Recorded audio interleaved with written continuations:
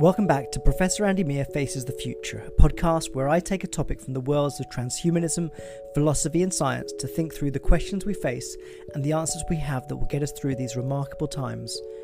You can access a text version of this text at my account on Medium. Today we're talking about the future of education, and last week was a big week for my son and me as he sat his secondary school entrance exam, what we call in the UK the 11+. We spent over a year preparing for this, and it's been a challenging emotional journey for both of us. Now, for those of you that are unfamiliar with the UK high school system, it's quite simple to understand. Some schools are called secondary comprehensives, and everyone can access those schools, regardless of academic ability. As long as you live within the catchment area, you stand a good chance of your child being offered a place at a comprehensive, as long as you remember to tell the local authority about your preference. If you don't, then your child would end up wherever they decide is most suitable for them. Alongside these schools, we also have what we call selective schools, which have various entrance requirements, but most of them involve some kind of exam designed to test a variety of... Well, that's one of the problems with these tests. We don't really know what they test for, and there's no consensus over what they test or whether they test anything effectively at all. And it's the difficulty with answering this question over what exactly is tested by this exam that kicks off this entire episode. What is it we assess when we examine children in schools? It's a hugely controversial subject, especially when it comes to public education. But in my mind, having some good answers to this question is central to thinking about the future of education, as our answer is all about what we think we know and what we think is worth learning in order to be the best we can to ensure our future is secure, either as individuals or as societies. The opinions vary about these tests, before we even get into the ideological or sociological problems associated with creating a two-tier education system where one section professes to be better than the other. The tests themselves sharply divide people. Critics will argue that the entrance exams test mostly for privilege. Those who have the resources around them to help prepare for the exam are most likely to pass. And those children tend to come from families that are stable and affluent, and these of course tend to reflect a particular demographic. It's become common now for children whose parents seek for them to take the 11+ to rely on a tutor system, which is criticised for both being a financial commitment that many can't afford, but also because it involves teaching to the test, a system that most good teachers would consider to be barely teaching at all. More generously, these exams seek to assess the academic attainment of a child, identifying how far they've progressed in their studies so far. In this way, it might be seen as a system that is fundamentally meritocratic, rewarding children for their hard work at school as far as they've got at that point. Yet another assessment of their worth, an assessment that the government tends to favour, goes back to their origins in 1944. The creator of the 11+ exam sought for them to assess potential. It was thought to ascertain who would be likely to excel academically versus those who would be best suited to an education that was technical. In fact, this language was the term used to describe these different pathways. There were schools described as technical schools, set up to produce graduates who had skills that were of practical use within society. And this language still pervades the education system today, where universities speak with pride about their technical provision rather than their academic pathways. And regardless of which version you accept of what the 11+ does, it has the effect of splitting up children into different groupings as a result of its deployment, and this segregation of children at an early stage of their lives has been widely criticised, both for failing to support children throughout their lives, but also in its creating a two-tier society. In the 1970s, the UK's Labour government sought to overturn this system, stopping short by allowing local authorities to choose whether or not they continue with the 11+ system. Some did, some didn't. And I grew up in a place that didn't. My son, however, did. And he is right in the middle of the system. In less than 1 month, he'll find out which route will be taken for him as he awaits the outcome of his exam. My own educational experience is already very different from his, and not just because of the exam itself. I went to a comprehensive, the name given to a school within local authorities where there's no selective system. Those schools that fall into the geographic areas that chose to remove the 11+ in the 1970s.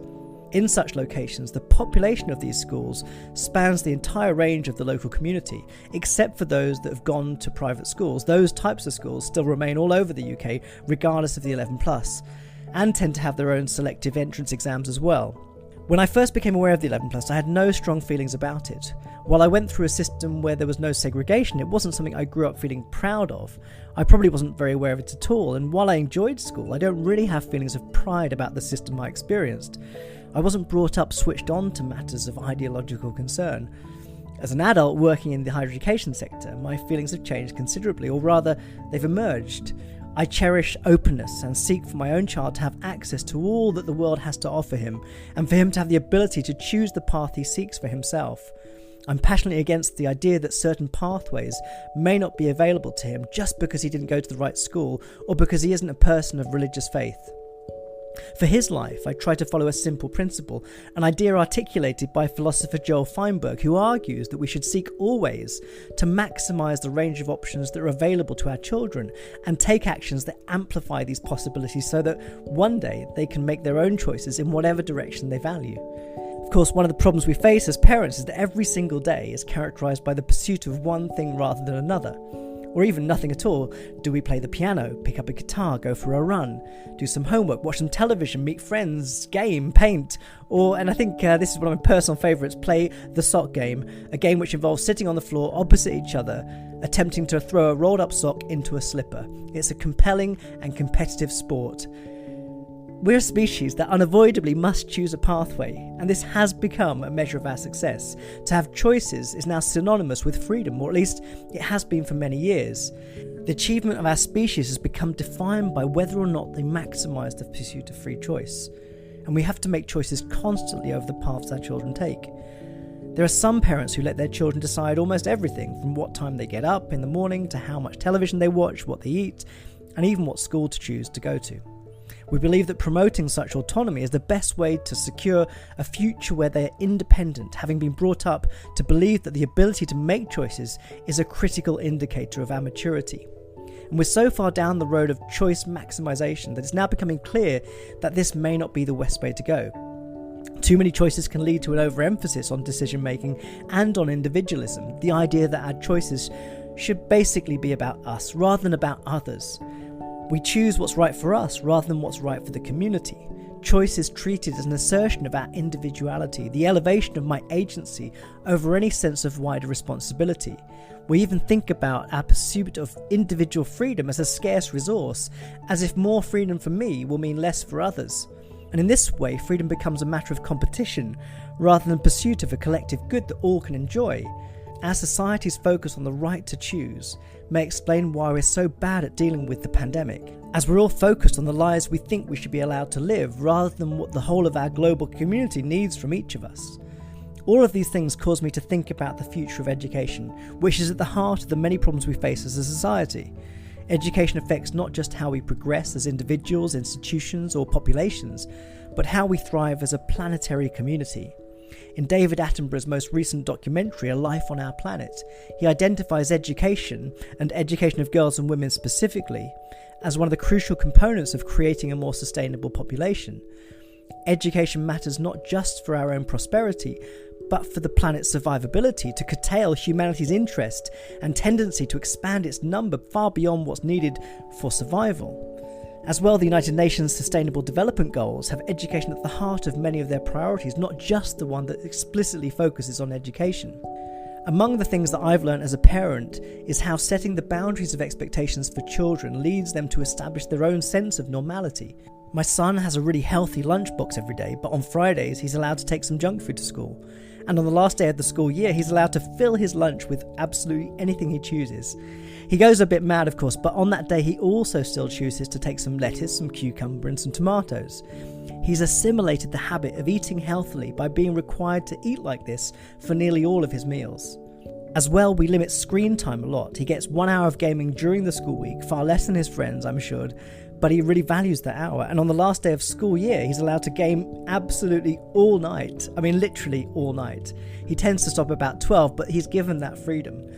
Early on in his gaming life, it was treated like any other after-school activity, a once-a-week affair rather than an any free moment expectation. We sometimes have setbacks and he wants more of the stuff that's restricted, but generally his life is pretty balanced, I think. And this leads me to today's inquiry into the future of education, a subject which would, on any other day, take me in the direction of how technologies are changing how we're going to learn and how we're going to teach. And this is generally what people ask me to write about when thinking about this subject.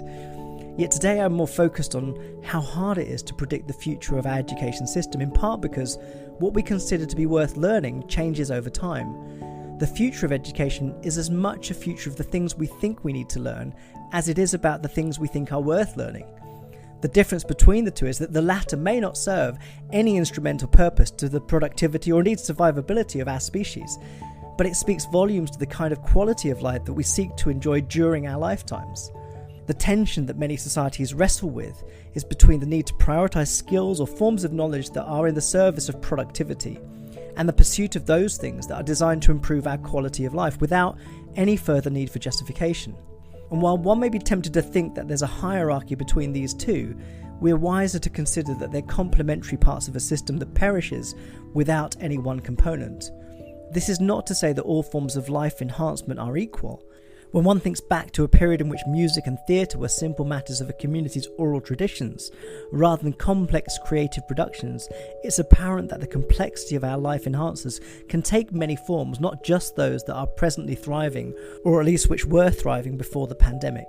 We don't need Spotify or SoundCloud in order to safeguard the future of music. We don't even need professional musicians, but the measure of a civilization is found in its capacity to support the cultivation of such arts at such advanced levels. A nation with great artists is revered for its excellence by other nations, the works of which are sought by others to participate in that excellence. I'm certainly not one to argue for the dismantling of culture and creativity, especially not in these times when we need the arts more than ever to keep us company in our isolation. We'd be lost without the creative artistic community, members of which are often the front line of truth-telling within our social world, and without their authenticity or ability to occupy the space in our lives reserved for trivialities or their pursuit of an honest reflection of the good and the beautiful, we would live lives of great sadness, unable to discern falsity. Yet it's also clear that our cultural world consists of a series of time-bound manifestations. Today's theatres, with their complex health and safety obligations, are a world away from the amphitheatres of ancient Greece. Some years from now, they'll also be very different from how they look today. Today's musicians, whose music is syndicated through digital downloads, bears no relation to the ancient art of music, how it was experienced or how it was created or even consumed. And while we may lament the loss of the past versions of these artistic cultures and their creative communities, we don't do so with great intent.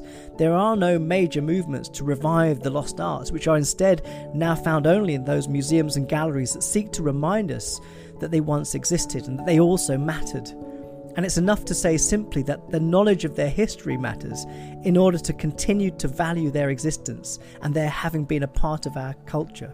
And of course, they may yet be revived in some distant future. The same is true of the sciences, many versions of which are confined to the history books. Discoveries which have undoubtedly informed our present levels of intellectual enlightenment are always destined to be overturned and consigned to history as new interpretations of the world emerge.